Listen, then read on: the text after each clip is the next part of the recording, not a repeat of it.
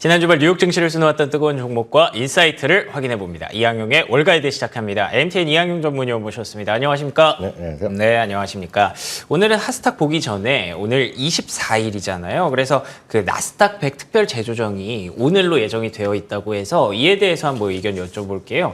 어떻게 보고 계십니까? 아니 2주 전에 발표가 됐었죠. 그리고 나스닥이 생긴 일에 스페셜 리밸런싱은 처음 있었던 일이기 때문에요. 많은 분들이 이제 걱정하는 분도 있고 오히려 무슨 기대하는 분도 있습니다. 종목별로 갖고 계신 분들. 그래서 특징적으로 보면 이제 빅테크 큰 것들의 지금 비중이 좀 줄어들고요. 그렇겠죠. 상대적으로 그 아래 것들이 조금씩 올라오면서 일부에서는 큰 주식들의 좀 악재 그리고 그 바로 하단에 있는 것들의 호재 인식하고 있는데요. 늘 말씀드리지만 단기적인 수급 요인일 뿐이라고 보셔야 되겠고요. 장기적으로 보면 영향은 뭐 거의 없다라는 것으로 이해하시는 게 맞죠. 왜냐하면 물론 너무 한쪽에서 치우쳤기 때문에 이번에 어떤 스페셜 리밸런싱의 의미도 너무 치우쳤기 때문에 약간의 조정한다는 의미였죠. 그렇죠. 이 예. 기업에 대한 평가 자체라는 건 아니거든요. 주식이라는 건 뭐겠습니까? 결국 늘 말씀드리지만 이게 변수고요. 예를 들어서 S&P 500은 S&P 500의 주당이익, 나스닥이면 나스닥 100의 이게 변수거든요. 물론 개별 종목 일정 수준 영향이 아예 없다고 할 수는 없겠지만 그동안 충분한 시간을 줬고 앞으로의 움직임에 따라서는 바로 오늘부터는 그 리밸런스 이후에는 그 다음부터 또 순서대로 그거에 맞춰서 가는 거거든요. 그러니까 쉽게 얘기해서 영향은 제가 봤을 때는 거의 없다는 것이 저는 그렇게 생각을 하고 있습니다. 알겠습니다. 중장기적 관점에서는 당연히 뭐 큰 영향은 없을 거라고 생각은 했습니다만 위원님께서도 비슷한 의견 주셨으니까요. 이거 지나가면 또 금방 또 긍정적인 소식 들려올 수 있기를 기대해 보겠습니다. 자, 그러면 이어서 오늘의 핫스탁 3가지 열어보겠습니다. 첫 번째 핫스탁은 아메리칸 익스프레스입니다. 흔히 말하는 그 아멕스죠. 카드사입니다. 기대가 너무 컸을까요? 실적, 영업수익이 시장 예상치를 하회하면서 주가가 좀 급락세를 보였습니다. 근데 사실 소비 관련, 카드 관련 이런 얘기 최근에 많이 해주셨잖아요. 네. 주가가 이렇게 나오니까 조금 아쉽더라고요. 기대가 좀 컸을까요? 그렇죠. 지난주에 일반적인 특징이 하나 있습니다. 그동안 약간 좀 잘 나가던 주식들이 약간 쉬었죠. 대표적으로 큰 틀에서 보면 지난 주말에도 나스닥이 약간 쉬는 모습을 보이는 것이 지난주 중반 이후에 큰 흐름이 되겠고요. 그렇죠. 물론 네. 크게 움직이진 않았지만 지난 토요일 날 보면 하루로 딱 정리하면 종목별로 의미가 없습니다.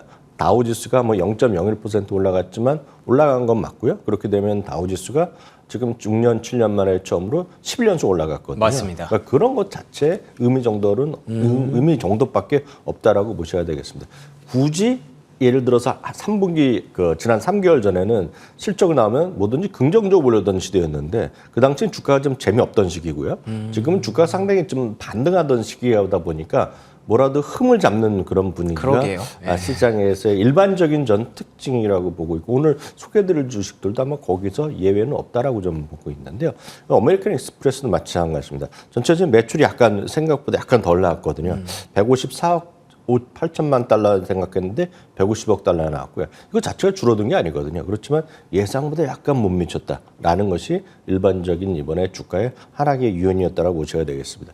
저희가 이제 볼만한 거는 그런 하나하나의 어떤 기업도 중요하겠지만 그래서 일관된 흐름을 한번 보셔야 되겠는데요. 그 전주에 보면 뱅크 오브 아메리카 나오면서도 제가 실적도 실적이지만 소비 상황을 한번 말씀드렸는데요. 아메리칸 익스프레스는 당연히 카드 회사이기 때문에 이들의 관점에서 소비 상황에 대한 얘기한 거가 전 오히려 더 여러분들이 좀 볼만한 거다라고 보셔야 되겠는데요. 큰 틀에서 보면 여행이라든가 엔터테인먼트 지출 주목하셔야 될 부분인데 그게 이제 계속 늘어났고요. 특히 미국 소비자의 카드가 17% 그리고 인터내셔널가 10%가 늘어났습니다. 중요한 것은 인터내셔널이 많이 늘어나면 돈을 더 많이 번다라고 보셔야 되겠는데 여튼 그게 증가세가 계속됐다라고 보셔야 되겠습니다. 다만 10% 이상대 골고루 증가했는데요. 문제는 전분기 대비 지금 이거는 이제 이번 분기고요.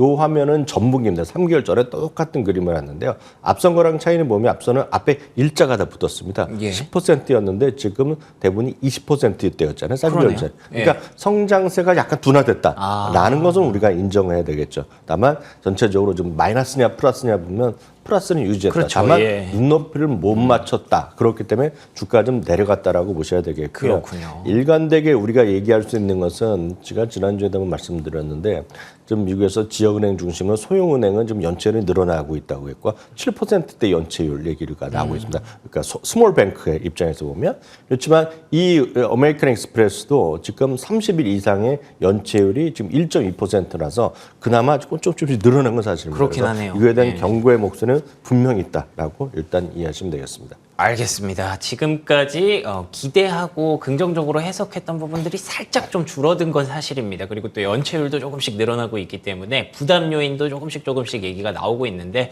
계속 좀 뭔가 흠을 잡으려고 하는 최근의 시장의 흐름이 그대로 반영이 된 것 같네요. 두 번째 하스탁은 어떤 종목일까요? 두 번째 하스탁 인터퍼블릭 그룹입니다. 경기 침체의 시작일까요? 광고업체 인터퍼블릭의 주가도 실적 발표 이후에 급락세가 나왔습니다. 고객사들이 아무래도 광고 지출을 좀 줄이고 있다고 합니다. 그게 뭐 금리가 올라가고 이런 부분들로 인해서 나타나는 현상이겠죠. 이 경기 침체, 광고 이게 사실 연결이 좀 되는 얘기잖아요. 이거 좀 주의해야 될까요? 어떨까요? 네, 일정 수준 우리가 우려할 필요가 있는 건 사실입니다. 왜냐하면 인터퍼블릭 그룹은 이제 익숙하지 않았지만 쉽게 해서 전 세계에서 가장 큰 종합 광고 대행사라고 보시면 되겠습니다. 네. 우리나라 같으면 이제 제일기획이죠. 그렇죠. 예. 인터퍼블릭 그룹이 1위라면 제가 알기에는 제일기획이 작년 기준으로 12위, 13위 정도 하는 걸로 알고 있습니다. 글로벌리요. 그러니까 엄청나게 큰 회사고 여기에는 광고와 관련 모든 걸 하는 그런 회사로 그냥 단순하게 먼저 좀 이해하시면 되겠습니다. 당연히 광고라는 건 말씀하셨다시피 결국 경기에 대한 어떤 민감도가 크겠죠. 예. 오히려 이제 경기가 약간 뭐 좋아질 것 같으면 돈을 많이 쓸 수도 있겠지만 그렇죠. 약간 위축될 것 같으면 광고에도 소용이 없으니 지금은 몸살이자 이런 분위기가 있을 거 아닙니까? 그런 광고 회사인데 이번에 실적 자체가 약간은 또 실망스러웠다라는 시각을 분명히 할 수 있습니다. 주당 이익이 0.74달러가 나와서 주당 이익은 눈높이를 맞췄어요. 0.60달러였기 때문에 깜짝 실적에 주당이 나왔지만 매출이 예상보다 약간 부진했습니다. 23.9억이 예상됐었는데 23.3억밖에 안 나왔고요. 1분기 매출도 0.2% 정도 줄었었거든요. 예. 그러니까 2분기에도 1.7%가 줄어들었습니다. 그렇군요. 예상 자체가 1% 초반에 증가를 예상했었는데 마이너스 났기 때문에 이거는 매출 자체가 줄어들었기 때문에 주가 좀 하락세가 컸다라고 일단 이해하시면 되겠습니다. 특히 이와 관련해서 웰스파고 같은 경우에는 전체 광고 대행사 앞서 말씀드린 이제 모든 글로벌 시장에서의 광고 대행사가 포함된 그 산업 자체가 뭔가 좀 위축받고 있다, 압력을 받고 있다는 것을 시사했다라고 이해하시면 되겠습니다. 그렇게 이제 평가를 했겠고요. 특히 이제 이것이 오늘 주가가 지난 금요일에 더 빠진 것은 회사 스스로가 매출 가이던스를 낮췄어요. 왜냐하면 올해 당초 6개월 전만 하더라도 작년 연말이죠. 올해 매출 성장이 2에서 4% 정도 그나마 소폭의 증가로 예상됐는데 지금은 1에서 2%로 좀 낮췄습니다. 예. 그래서 하반기에 좀 회복할 수 있다지만 연간으로 보면 당초 눈높이보다 낮춰놨기 때문에 회사에서 스스로 낮춰놨기 때문에 이건 월가에서도 그리고 투자자들도 그렇게 반영시킬 수밖에 없습니다. 회사에서 그렇게 얘기하는데 누가 딴 사람이 뭐라 그래요? 그렇죠. 회사가 스스로가 눈높이를 낮췄으니까 낮췄다 보셔야 되겠고요. 말이 나온 김에 최근에 광고 시장의 흐름에 대해서 제가 아는 바 잠깐 말씀드리면 그 최근 팬데믹 전후에 보면 상당히 이제 회복이 아주 안 좋았다가요. 회복세를 좀 탔었잖아요. 예. 그 다음에 최근 들어서 다시 좀 부각되는 것에 가장 큰 요인 중에 하나가 결국은 누구한테 광고를 해야 되냐는 것에 대한 싸움이 이제 붙어 있는 거죠. 그 싸움이라는 것 자체가 이제 결국은 많은 사람들이 보는 것이 되겠고요. 그렇죠. 또 실질적으로 구매하는 곳이잖아요. 그렇죠. 그래서 요즘 많이 다시 이제 부각되는 거가 어떤 얘기냐면 소비자 취향에 가장 정확하게 맞고 소비자 취향에 맞는 상품군을 갖고 있다는 것입니다. 그래서 요즘 보면 디지털 애드 시장이 다시 이제 부각되고 그렇죠. 있는데 예. 그 중에서도 누구한테서 광고를 하고 있냐, 최종적으로 광고하냐 그러면 리테일러들이라는 겁니다. 예를 들어서 무슨 크게 예를 들어서 우리나라 같은 경우면 11번가 이런 데 광고를 한다는 겁니다. 예. 그러면 사람들이 많이 그렇지 않아도 물건을 보러 온 거 아닙니까? 물건 사고 뭐 쇼핑을 하러 왔을 때 거기에 직접 광고하는 거죠. 그래서 그게 이제 리테일러들의 소위 플랫폼을 갖고 있는 기업들. 그게 이제 미국 같은 경우에는 대표적인 그 아마존 같은 경우에도 뭐 쇼피파이 이런 것들, 이베이 이런 것들 그리고 중남미로 가면 이제 메르카도 리브레 이런 것들이 있죠. 그러니까 우리나라 같으면 이제 뭐 쿠팡 이런 데가 그렇죠. 되겠는데 예. 그런 쪽이 직접 광고 시장에서 더 커지고 있다는 겁니다. 광고 시장. 선택과 집중이 좀 되겠네요. 그렇죠, 그렇죠. 예. 그러니까 광고 시장이 더 커지고 있다는 것입니다. 그래서 예. 그런 쪽에 최근 들어서 좀 요새 이베이라든가 관련된 이커머스 기업들이 좀 반등을 하고 있거든요. 그러네요. 그런 쪽으로 좀 보셔야 되겠고요. 예. 그거에 이제 특화된 앞서 말씀드렸던 제일기획이라든가 이런 인터퍼블릭 그룹은 종합 광고 대행사가 그렇구나. 되겠고요. 그러면 이제 그거에 디지털 광고에 특화된 기업들이 어느 쪽이냐라고 이제 얘기를 하는 거죠. 예를 들어서 넷플릭스가 광고 시장에 들어간 거 아닙니까? 그러면 그런 광고에 누가 같이 일을 하고 있는지 뭐 이런 것들에 대한 관심이 많이 있는 건데요. 네. 그런 관점에서 디지털 애드 시장에 디지털 광고 시장에 소위 플랫폼과 고객들을 연결해주고 그런 것들에 가장 부각되는 회사들이 우리나라에도 꽤 있는 걸로 알고 있는데 그렇죠. 그 중에 하나가 트레이드 데스크 그런 기업들이 있거든요. 예. 그러니까 그런 것들을 그러니까 새롭게 예전에는 보면 신문이라든가 그래도 종합 포털 우리는 네이버에 광고를 하던 사람들이 이제는 직접 소비처에 가는 곳 그새 광고를 직접 한다는 거죠. 그러니까 거기에 특화된 기업들 그런 것들이 최근에 이제 하나의 큰 흐름이다라고 일단 이해하시면 되겠습니다. 알겠습니다. 인터퍼블릭 그룹의 주가는 급락했습니다만 이런 또 기회를 또 찾아봐야겠죠. 선택과 집중에 따라서 디지털 헤드 쪽으로 한번 관심 있게 지켜보도록 하겠습니다. 자, 세 번째 핫스탁 열어보겠습니다. 세 번째 핫스탁은 인투이티브 서지컬입니다. 많이 들어보셨죠? 다빈치 로봇 수술 관련 기업인데요. 주가가 좀 많이 올랐을까요? 호실적에도 불구하고 또 떨어졌습니다. 세 종목 모두 주가가 좀 밀렸네요. 네. 세 종목 거의 다 비슷한 오를 흐름이라고 보셔야 되겠는데 특히 앞서 인터퍼블릭 그룹은 그나마 이제 매출이 좀 감소하는 모습이었는데요. 인투이티브 서지컬은 매출도 좋고 이익도 좋았습니다. 주당이익이 1.33달러가 전망되는데 1.42달러가 나왔습니다. 그 매출이 17.4억이었는데 17.6억이 나와서 기대보다 좀 많이 나왔습니다. 다 좋았네요. 네, 주가 좀 사상체 효과를 예. 계속 가고 있겠고요. 기기라든가 액세서리 서비스 매출 다 좋게 나왔는데요. 굳이 이제 따지는 사람들이 있는 거죠. 그만큼 말씀드렸다시피 주가는 사상체 효과를 가고 있는 와중에 이런 얘기를 하고 있습니다. 다빈치 수술 그런 시스템 있지 않습니까? 예. 설치 대수가 예상보다 부족했다는 겁니다. 그러니까 1부터 10까지 다 좋은데 굳이 하나 찾는 사람도 있다라고 말씀드렸잖아요. 예. 딱 그런 느낌이죠. 그러네요. 예를 들어서 월가의 전망은 구체적입니다. 8,200대 정도가 설치됐어야 되는데 이번에 발표된 거는 8,042대밖에 안 됐다는 얘기죠. 그래서 그럼 생각보다 부족했다 얘기하는 겁니다. 그럼 그게 많이 줄어들었냐? 작년보다 그나마 또 12.5% 또 늘어났거든요. 그렇군요. 물론 이제 주가 너무 많이 빨리 올라가니까 조정받을 수 네네. 있겠지만 그런 뭔가 좀 근거 그런 이유를 배경을 찾는 사람들이 있었다라고 보셔야 되겠습니다. 다만 여기는 이제 숫자에 관련된 얘기고 미조 증권에서 얘기한 건 약간 전문적인 지식이 필요하기 때문에 저희가 예. 이제 2주에 한 번씩 전문 그런 헬스케어 쪽 담당 모시잖아요. 그때 한번 질문하면 좋을 것 같은데요.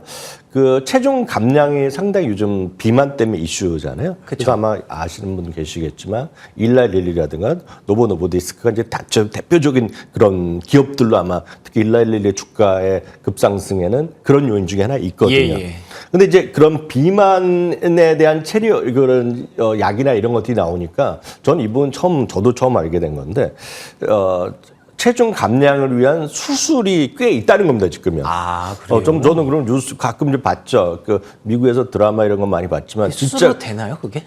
비만해갖고 그 지방 섭취하고 뽑아내는 것들 많이 하지 않습니까, 지금 예. 현실적으로 보기만 했죠. 이렇게 뉴스만 그쵸, 봤지 그쵸. 실감을 못했는데 그게 이제 정확한 그 약효라고 하나요? 그 약물질이 모르겠는데 GLP-1이라는 게 그런 약물인가 봅니다. 맞습니다. 예. GLP-1이라는 체중 감량 약물로 인해서 비만 수술에 크게 둔화될 수 있다는 얘기를 합니다. 그럼 여기서 이제 이 부분은 이제 전문 지식들이 많이 있으셔야 되겠지만 예.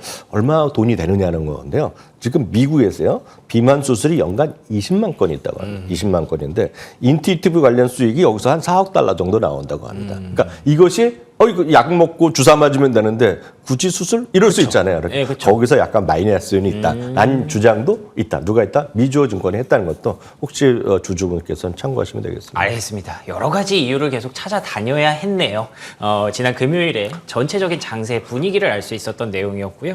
인사이트 바로 넘어가 보도록 하겠습니다. 오늘의 인사이트 어떤 내용이 준비되어 있을까요? 오늘의 인사이트는 띄워주시죠. 네, 기후변화 우려의 현실화입니다. 어떤 내용일까요? 네, 요즘 보면 엄청 덥다는 얘기 많이 그렇죠. 하시잖아요. 덥거나 비만이 오거나. 근데 이게 우리나라뿐만이 아닙니다. 이 열흘쯤 전에 해외 뉴스에서 많이 나온 거가 전 세계 이제 온도가 이제 평균 나올 거 아닙니까? 전 세계 네네네. 지구의 온도가 이틀 연속 사상 최고를 기록했다고 한번 뉴스 보시면 계실 것 같습니다. 저희는 그냥 그러려니 저도 자신도 넘어갔었는데요. 기후 변화에 따른 우려가 현실화되고 있다는 건데요. 그러면 기후가 이렇게 뜨거워지고 그러면서 가장 우리 인간의 환경에 위협하는 게 뭐냐는 겁니다. 압도적으로 대부분이 물을 얘기하고 있어요. 아, 그래요? 그러니까 물이 더 부족해지다는 거죠, 지금. 그러니까 더운 데는 더 메말라지겠고요. 이렇게 뭐 예를 들어서 물이 그 해수 수면이 높아가면 또 어떻게 돼 갖고. 그래서 이게 물 부족이 더 심각해질 수밖에 없다는 것이 이번 지구 온난화의 가장 핵심적인 결과치라는 것입니다. 그래서 예. 우스갯소리로 지금 겨울 스포츠가 상당히 어려질 거라는 얘기 많이 하잖아요. 우리나라 강원도에 지금 스키장 잘 안 되잖아요, 지금. 예. 똑같은 논리죠, 지금. 북미도 마찬가지. 유럽의 스키장에 사람이 없고 잔디밭 있는 거 많이 뉴스 보셨잖아요. 예. 그러니까 그게 하나의 큰 흐름이라고 보셔야 되겠는데 관련 기업들이 몇 개 있습니다. 네. 그래서 여러분들 흥미롭기 때문에 설명을 드리면 대표적인 것이 로포 테크놀로지라는 게 있습니다. 이게 예. 기업 이런 물 관리한 소프트웨어라든가요. 그리고 이제 물 관리에 관련 다양한 하드웨어를 같이 하는 회사가 되겠고요.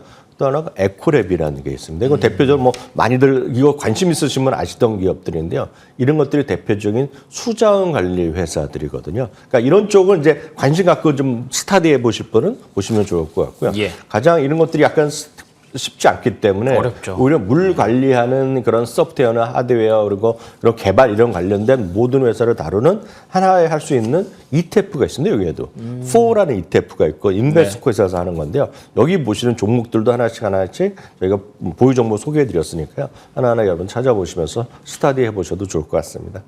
알겠습니다. 물 관련 ETF가 있는 줄은 몰랐네요. PHO 여러분들 관심 있게 한번 찾아보시면 좋을 것 같습니다. 지금까지 이항영 MTN 전문위원과 함께했고요. 굿모닝 글로벌 순서 여기서 마무리 짓도록 하겠습니다. 저희는 내일 아침 5시 55분에 돌아오겠습니다. 이어지는 출발 성공 투자 역시 MTN 머니투데이 방송과 함께해 주시기 바랍니다. 시청해 주신 여러분 고맙습니다.